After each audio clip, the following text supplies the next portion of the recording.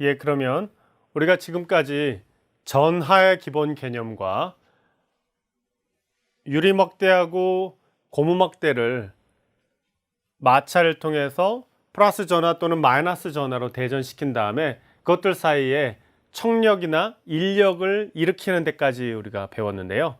그 내용은 정성적인 내용이라고 할 때, 이제부터는 우리 정량적으로 한번 해봅시다. 1학기 때부터 우리는 뉴턴의 법칙을 배울 때 힘에 대한 개념 배우고 뭐 에너지에 대한 개념, 일에 대한 개념 이런 것들을 배웠었죠. 이제부터 정전기학에서 가장 기본이 되는 정량적인 개념인 정전기력,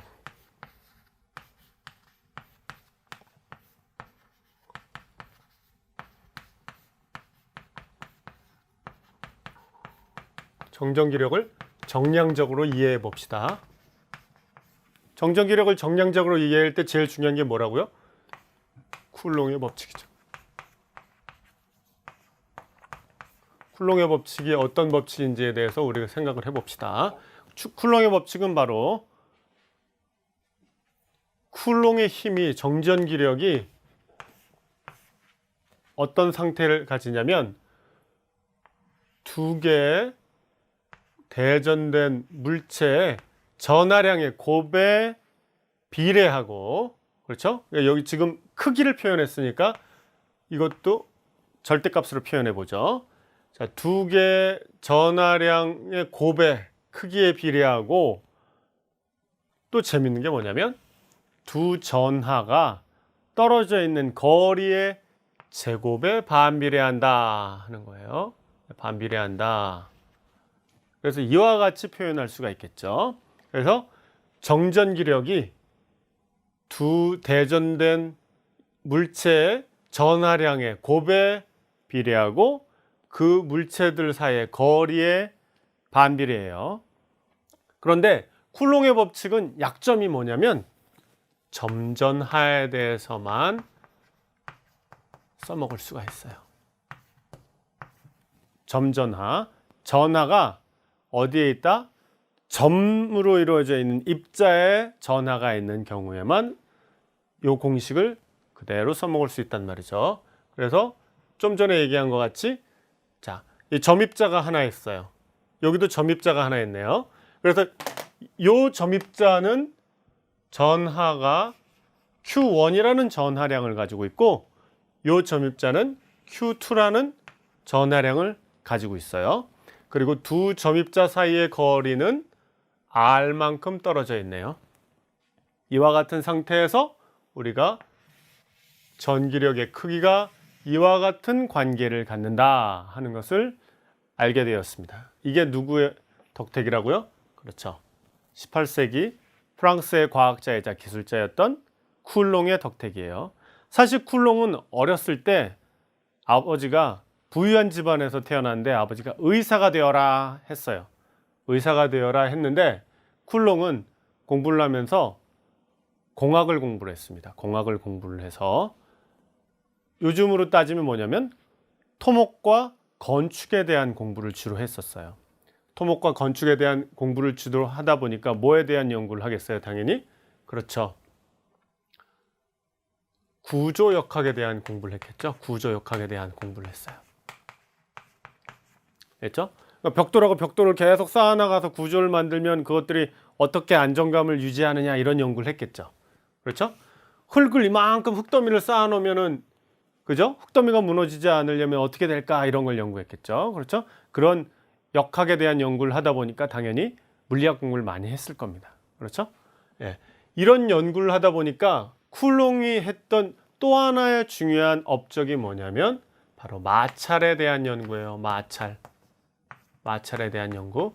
그래서 여러분들이 일반 물리학 1에서 배웠었던 것 같이 지면이 있고 지면 위에 여기 벽돌이 있네요. 그죠?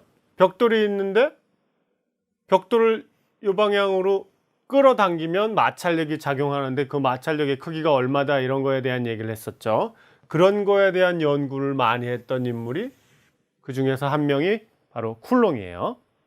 그래서 쿨롱이 마찰력에 대한 연구도 굉장히 많이 했던 인물이에요. 그래서 여러분들은 쿨롱의 법칙, 정전기력에 대한 거에 대해서만 연구를 했던 인물이라고 생각하겠지만 사실은 마찰력에 대한 연구도 굉장히 많이 했던 사람입니다. 그러면 쿨롱이 이런 연구를 하다 보면 뭘 연구를 하겠어요? 그렇죠. 이런 금속으로 되어 있는 막대기가 그죠? 비틀리면 어떤 힘을 받겠느냐 이런 연구를 했겠죠. 그죠? 네. 가느다란 금속 막대기 또는 금속 선이 있다.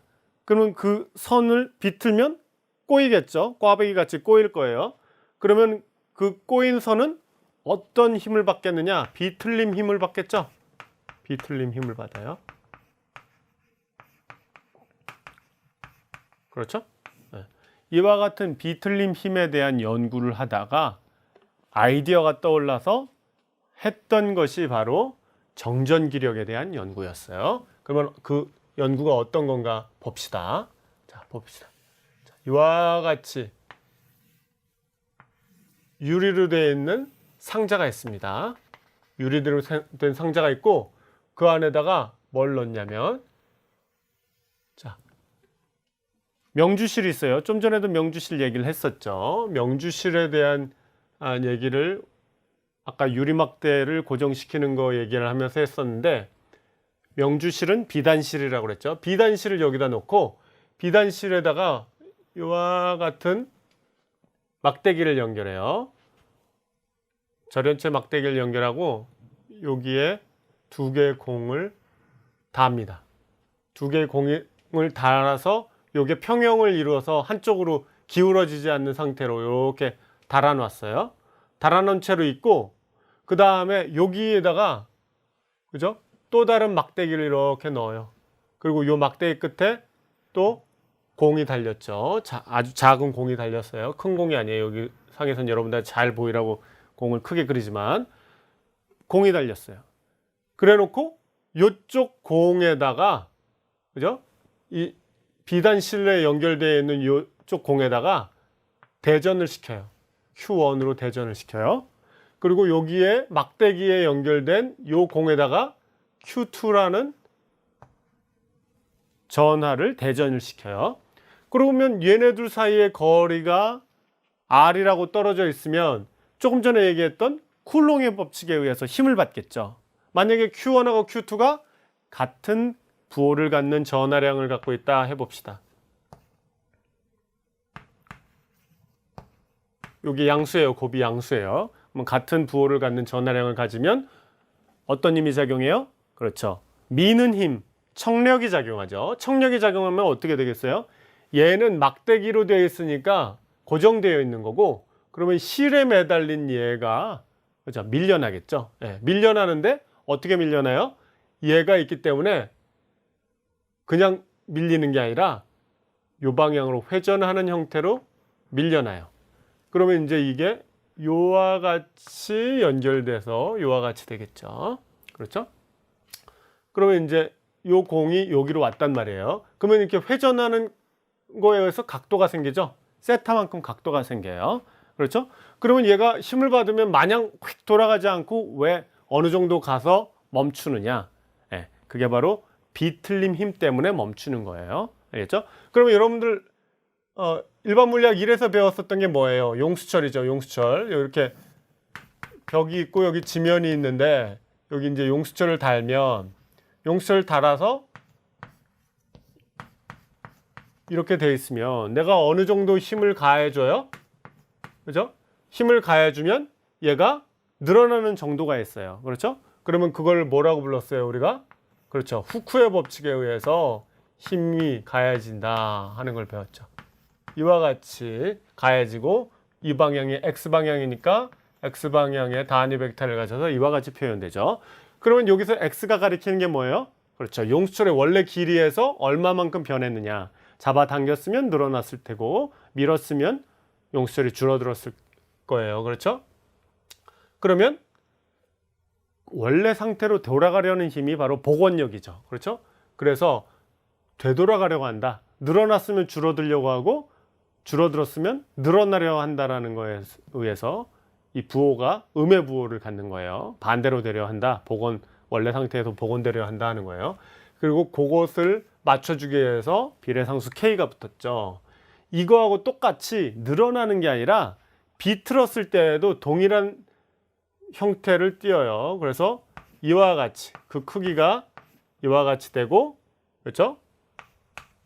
여기서 어떤 상수가 붙고, 여기서는 회전을 하는 거죠. 비틀린다는 건 도는 거예요. 그러니까 x가 아니라 세타에 비례하는 비틀림 힘이 생깁니다. 그래서 마냥 돌아가는 게 아니라 여기 연결된, 그죠? 금속 선이라던가 아니면 섬유로 된 실이라던가 이런 것들이 만들어내는 비틀림 힘에 의해서, 그러면 그게 뭘로 만들어졌느냐에 따라서, 그죠? 이 계수가 다르겠죠? 그리고 회전하는 정도가 결정될 거예요. 그래서 이 비틀림 힘과 뭐가 평형을 이루는 거예요? 그렇죠. 바로 정전기력이 평형을 이루는 거죠. 그래서 요 값을 알고 우리가 어떤 걸로 만들어졌느냐에 따라서 요 비례상수 K, 카파 값은 알겠죠. 이거 지금 카파예요. 그리스 문자 카파입니다. 카파. 그죠? 발음 이렇게 막 쓰겠어요. 카파다. 그리고 뭐에 또 비례해요? 이 경우에는 늘어나냐 줄어드냐의 길이에 비례하지만 이 경우는 비틀려서 돌아간 각도에 비례하는 거예요. 그래서 여러분들이 카파 값은 원래 그 물질에 대해서 알고 결과적으로 얘하고 서로, 그렇죠? 쿨롱에 의해서 회전을 해서 비틀렸으면 그 각도를 우리가 측정을 할 수 있다면, 그로부터 우리가 쿨롱의 법칙에 의해서 힘을 측정할 수 있는 거예요. 아시겠죠? 그러면 우리가 Q1하고 Q2가 각각 1쿨롱일 때, 그리고 그 사이의 거리가 1cm일 때 힘을 측정했어요. 그렇죠? 이때의 힘을 우리가 측정했다 칩시다. 이제 F1이라고 합시다. 자, 그 다음에는 어떻게 할 수 있어요? 예. 이번에는 Q1은 1쿨롱인데 Q2가 2쿨롱이 돼요. 거리는 여전히 동일하게 1cm예요. 그래서 또 쿨롱이 측정을 해볼 수 있겠죠. 지금 이와 같은 방식에 의해서 측정을 했어요. 그랬더니 어떤 결과를 맞이합니까? 그렇죠. F1에 비해서 F2라는 힘이 있으면 얘는 그 크기가 2배가 되더라. 뭐의 2배가 돼요? F1의 2배가 되더라 하는 것을 발견했어요. 아시겠죠? 그러면 이번에는 또 다른 방식으로 Q1하고 Q2가 각각 2쿨롱, 2쿨롱이고, 그렇죠? 그 다음에 그것들의 사이의 거리는 그냥 1cm를 유지한다. 그러면 어떻게 돼요? 그렇죠. 이번에는 그 힘을 우리가 F3라고 하면 F3는 F1의 몇 배가 돼요? 4배가 되더라 하는 거예요. 아시겠죠? 아, 이런 관계를 보니까 두 전하량의 곱에 비례하는 크기를 갖는 그런 힘이구나 하는 것을 알 수 있었어요. 그러면 이번에는 요거랑 동일한데 Q1하고 Q2가 모두 1쿨롱인데 이번에는 거리가 2cm다. 그죠? 이 경우에 2배로 늘어난 거죠. 그렇게 해서 측정을 했더니 비틀림에 의해서 만들어지는 힘하고 평형 상태가 돼서 측정을 한 그 값이 F4인데 그 F4가 어떤 결과를 갖더라? F1의 4분의 1에 해당하는 값을 갖더라 하는 거죠. 길이는 2배가 됐는데 힘은 F1하고 비교해서 Q1하고 Q2는 동일할 때 R이 2배가 됐더니 힘은 4분의 1로 줄어들었다. 이걸 통해서 우리가 뭘 알 수 있어요? 아하!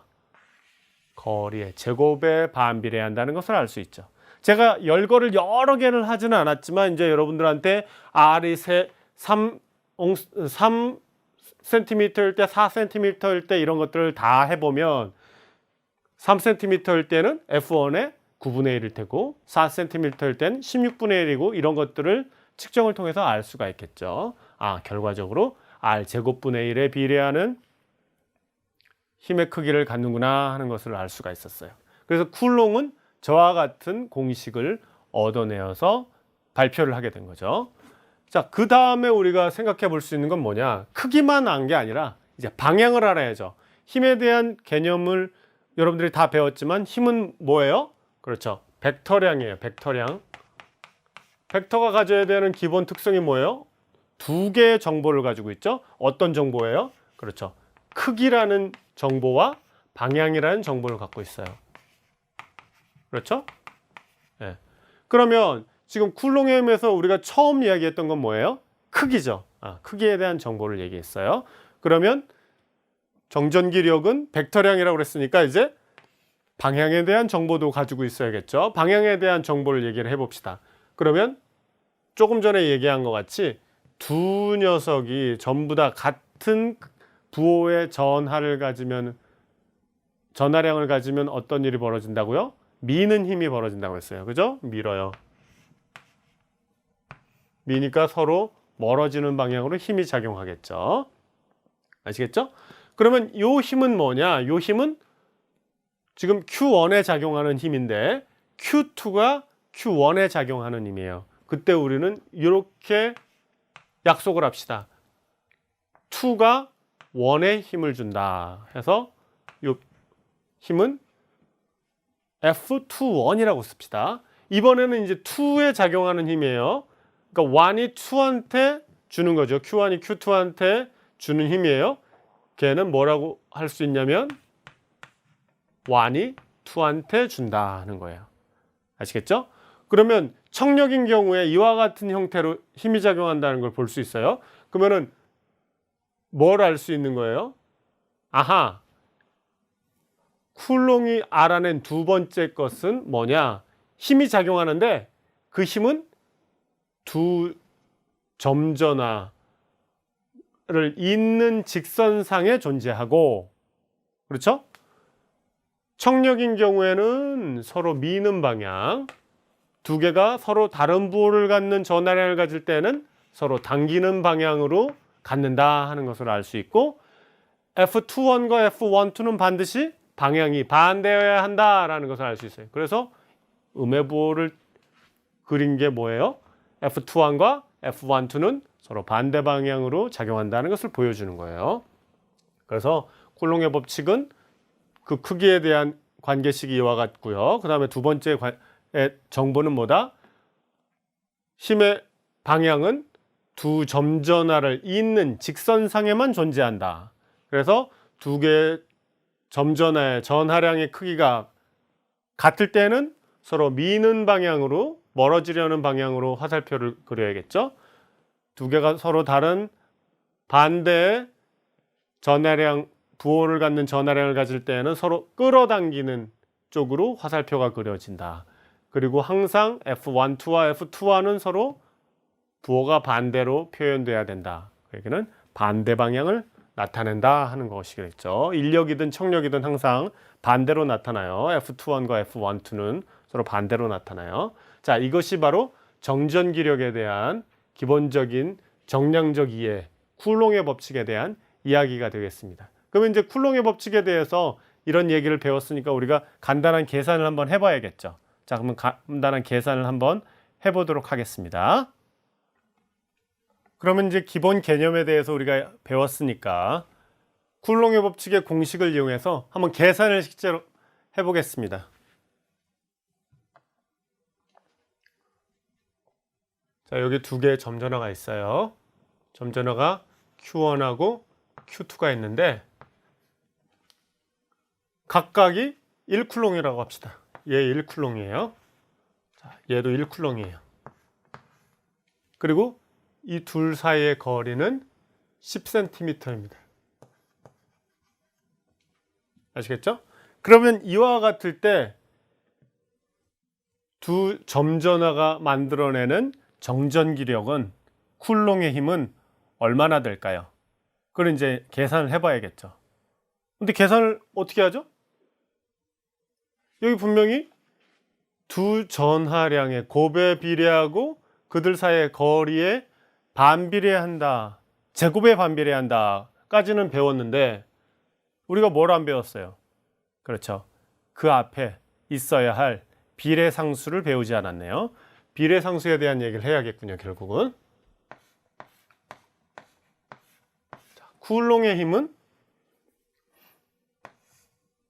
두 점전하의 거리의 제곱에 반비례하고 두 전하량의 크기의 곱에 비례한다 는 배웠는데 그 앞에 뭐가 있어야 돼요? 그렇죠.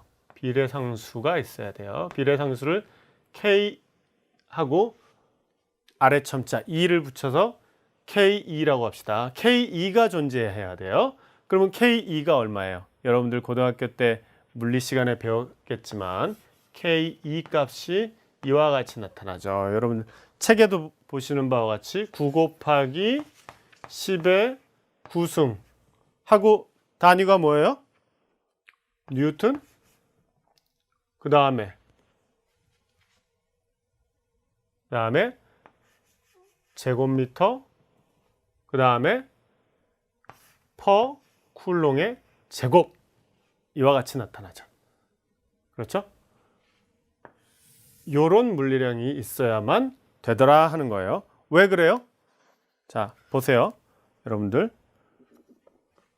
왜 이와 같은 계수가 붙어야 돼요? 자, 힘은 뭐예요? 힘은 단위가 뉴턴이에요. 그렇죠? 그리고 최종적으로 뉴턴의 단위가 나와야 되는데 전하 두 개가 곱해졌어요. 전하량 두 개 곱해지면 뭐가 돼요? 여기. 그렇죠. 쿨롱의 제곱이 나오죠. 그렇죠?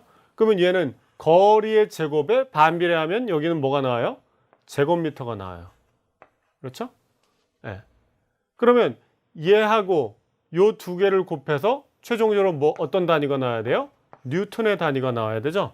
그러면 뉴턴의 단위만 남아야 되니까 어떻게 돼야 돼요? 이 비례상수는 뭘 담고 있어야 돼요? 그렇죠.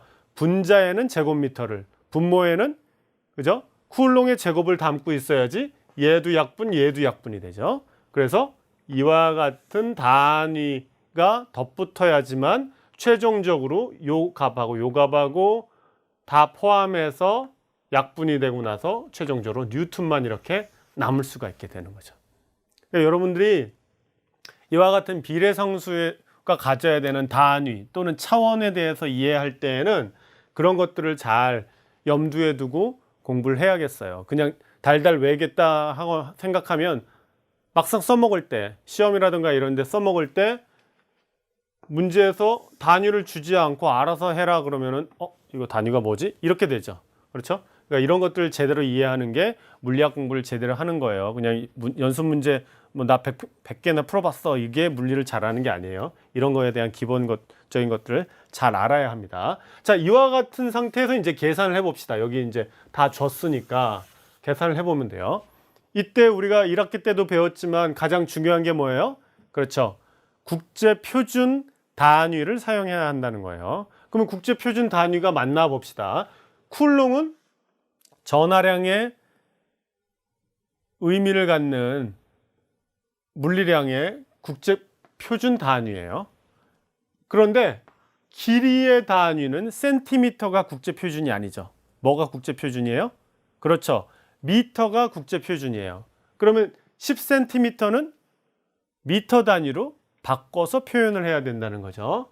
자, 그래서 10의 마이너스 1승 미터로 써야 되겠죠. 다시 말해서 0.1m가 10cm죠. 그래서 이와 같이 표현해서 넣어줘야 되겠어요. 그러면 이제 다시 힘의 크기를 계산하면 지금 여기에 쓴 것 같이 9 곱하기 10의 9승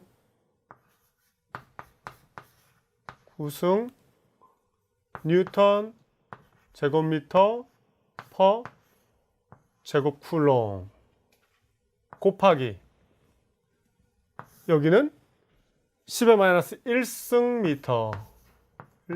미터 전체 제곱. 그렇죠? 여기 전체 제곱이 나오죠. 그 다음에 뭐가 나와야 돼요? 그렇죠. 두 개 전하량. 고맙네요. 둘 다 1쿨롱이네요. 이렇게 되죠. 그렇죠? 그러면 결과적으로 답은 얼마가 되겠어요? 네. 이제 요 위에는 이제 다 됐으니까. 그러면 9 곱하기 10의 9승 곱하기 얘는 뭐가 돼요? 10의 마이너스 2승분의 1이 됩니다. 그렇죠? 그러면 저거는 뭐가 돼요? 9 곱하기 10의 9승 곱하기 10의 2승 이렇게 올라오게 되죠. 그래서 결과적으로 9 곱하기 10의 얼마? 11승 뉴턴이 되겠습니다. 보세요. 엄청나게 큰 힘이죠? 그렇죠? 1쿨롱짜리 전하를 띤 두 개의 점입자가 10cm 거리에 있을 때 힘이 이렇게 커져요. 우와, 거의 10의 12승 뉴턴이네요. 그죠? 엄청나게 큰 힘을 주고받게 되네요. 그렇죠? 사실 이렇게 썼는데 이게 왜 그런 거죠? 예, 1쿨롱이라는 전하량이 엄청나게 큰 전하량이기 때문이에요. 왜요? 기본 전하량이 얼마라고 그랬어요? 전자나 양성자가 가지는 기본 전하량은 1.602 곱하기 10의 마이너스 19승 쿨롱이라고 그랬어요. 그렇죠? 그러면은 도대체 전자가 몇 개가 모여야지 1쿨롱이 되는 거예요? 예, 거의 10의 19승계는 모여야 1쿨롱에 가까워지죠. 그렇죠? 10의 19승계가 모여야 1.602 쿨롱이 되니까 굉장히 많이 필요한 거죠. 그렇죠? 그러니까 전하량이 1쿨롱이 엄청나게 크다는 것을 우리가 두 개 1쿨롱짜리 전하를 갖는 점전하가 10cm 거리에 있을 때 이와 같은 값을 갖는다는 것을 알 수가 있으니까, 엄청 크다는 걸 알 수 있으니까 1쿨롱이라는 값이 크다는 걸 알 수 있겠어요. 그러면 만약에 10cm가 아니라 1m 거리에 있다. 그러면 어떻게 했어요? 예, 1m는 10cm의 10배입니다. 그렇죠? 10배. 그럼 10배가 되면 10cm일 때 힘의 몇 배의 힘을 가지는 거예요? 여기 있잖아요. R의 제곱에 반비례한다고 그랬으니까 거리가 10배가 되면 힘은 100분의 1로 줄어들죠. 그렇죠? 예. 그래서 10cm가 아니라 1m 거리에 만약에 있게 된다고 하면 이 값의 100분의 1이 되는 거예요. 그래서 1m 거리에 있을 때는 힘의 크기가 100분의 1로 줄어들어요. 그렇죠? 100분의 1이니까 10의 9승 뉴턴. 9 곱하기 10의 9승 뉴턴 역시 엄청나게 큰 값이긴 마찬가지인데 어쨌든 100분의 1로 줄어든다는 것을 여러분들이 알 수가 있겠습니다. 아시겠죠? 자, 그러면 우리가 한 가지 더 해봅시다. 여러분들 수소 원자가 무엇으로 이루어져 있어요? 예, 양성자고 전자로 이루어져 있는 가장 작은 원자입니다. 그러면 양성자가 있고 여기 전자가 있어요. 아시겠죠? 양성자를 우리가 P로 쓴다고 했죠. 전자는 E로 쓰고 이와 같이 표현해요. 그러면 얘가 요 주변에 있는 거잖아요. 그럼 우리가 가장 간단하게 얘가 요 주위에서 원운동을 하고 있다라고 생각합시다. 그럴 때 우리가 요 거리가 얼마라고 얘기하냐면 0.53 옹스트롱 거리에 있다고 해요. 0.53 옹스트롱이에요. 아시겠죠? 그럼 이 1옹스트롱이 어느 정도 크기예요? 뭘로 표현해야 돼요? 그렇죠. 국제 표준 단위를 사용해야 되죠. 우리가 국제 표준 단위를 불어로 SI라는 표현을 해요. 아시겠죠? 그러니까 스탠다드라는 뜻이죠. I는 인터내셔널이에요. 그래서 사실 불어에서 왔어요. 이게 지금 내가 영어로 얘기했지만, 그래서 SI 유닛으로 바꿔서 표현하면, SI 단위로 바꿔서 표현하면 1옹스트롱은 얼마예요? 10의 마이너스 10승 미터죠. 10의 마이너스 10승 미터예요. 그럼 0.53 옹스트롱은 0.53 곱하기 10의 마이너스 10승 미터가 되겠네요. 그만큼의 거리에 두 개의 점전하가 있다고 쳐봅시다. 그러면 그 힘은 어떻게 돼요? 그 크기가 9 곱하기 10의 9승 뉴턴 제곱미터 퍼 제곱 쿨롱 곱하기 거리 0.53 곱하기 10의 마이너스 10승 미터 전체의 제곱. 그렇죠? 그 다음에 두 개의 전하량의 크기가 얼마예요? 그렇죠. 얘도 1.602 곱하기 10의 마이너스 19승 쿨롱. 그렇죠? 얘는요. 얘도 크기는 같은데 부호가 반대죠. 그렇죠? 예. 그래서 지금은 우리가 이와 같이 절대값으로 표현하니까 1.602 곱하기 10의 마이너스 19승 그거의 제곱이 되겠죠. 두 개가 다 같은 값을 가지니까 이것을 가지고 계산을 하면 힘의 크기가 뉴턴 단위로 나오겠네요. 그렇죠? 자, 그러면 재미있는 건 뭐냐?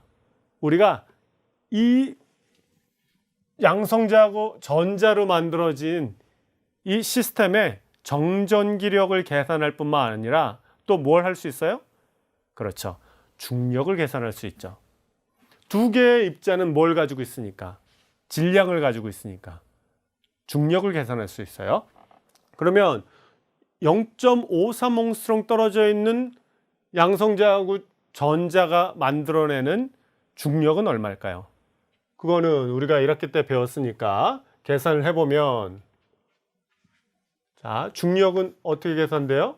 중력의 크기는 그렇죠. 중력을 우리가 G라고 쓸게요. 그러면 이거는 크기가 비례상수, 중력상수 G에다가 공식이 똑같죠.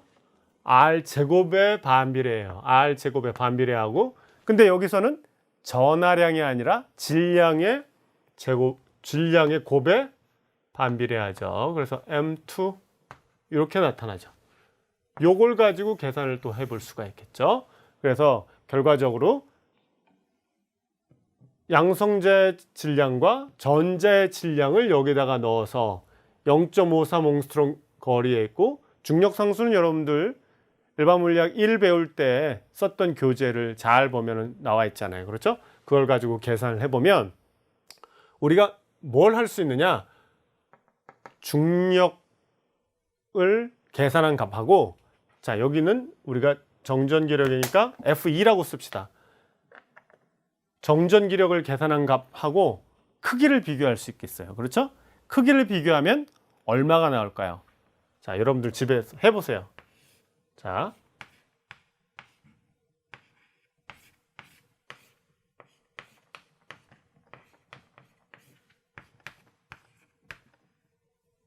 알겠죠? 중력에 의해서 만들어지는 힘하고 정전기력으로 만들어지는 힘의 비를 계산하면 도대체 얼마나 나오느냐? 여러분들이 직접 해보세요. 직접 해보면 매우 재미있는 결과를 알 수 있는데 정전기력이 중력보다 어마어마하게 크다라는 것을 알 수 있어요. 그 값이 얼마인지는 여러분들이 직접 확인해 보십시오. 아시겠죠? 그래서 정전기력보다 중력이 훨씬 더 작다 하는 것을 알 수 있어요. 그런데 우리는 왜 세상을 지배하는 게 중력이라고 생각할 수도 있어요? 어떤 면에서? 그렇죠. 항성들 사이에 또는 행성과 태양 사이의 힘은 전기력에 의해서 구성되지 않고 중력에 의해서 보죠. 우주에서 일어나는 여러 가지 것들은 중력으로 표현된단 말이에요. 근데 중력이 전기력보다 훨씬 더 작다고 그랬잖아요. 근데 왜 정전기력에 가지고 그걸 표현하지 못해요? 그렇죠. 정전기력은 왜 표현할 수 없느냐? 대개의 경우에 세상 만물은 중성 상태에 있기 때문에 중성 상태에 있는 물체들끼리는 정전기력이 작용하지 않죠. 하지만 질량을 가지고 있는 모든 물체들 사이에는 중력이 작용합니다. 그렇죠? 거기다가 거대한 행성, 더 거대한 항성들 사이에는 중력이 크게 작용하겠죠. 왜? 질량이 엄청 크기 때문에요. 그래서 그것들에 의해서 우주의 움직임이 결정되는 거죠. 하지만 전하를 띠고 있는 물체들 사이에서의 힘은 그 물체들의 질량만으로 표현되는 중력의 크기에 비해서 엄청나게 크다는 것을 알 수 있어요. 그것을 우리는 여기 말씀드린 것 같이 수소 원자로 이해할 수가 있는 거예요. 그러면 수소가 아니면 어떻게 되겠어요? 똑같은 거리에 전자와 전자가 있다. 똑같은 거리에 양성자하고 양성자가 있다. 그럴 때면 어떻게 돼요? 이 비가 달라지겠죠. 왜 달라져요?